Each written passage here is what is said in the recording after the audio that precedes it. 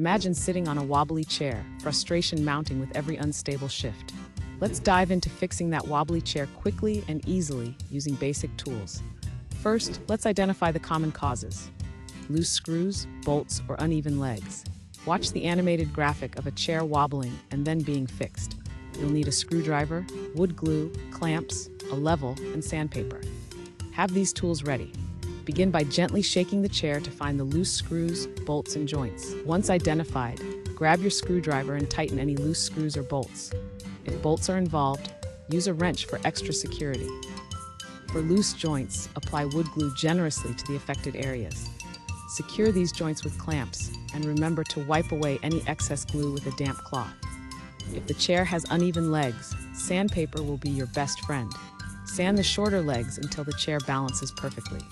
Use a level to check your progress. With all repairs made, reassemble the chair carefully. Ensure all parts are securely fastened. It's time for the final touches. Place the chair on a flat surface and test its stability by sitting on it. Enjoy the newfound sturdiness of your chair, appreciating the simplicity and effectiveness of your repair.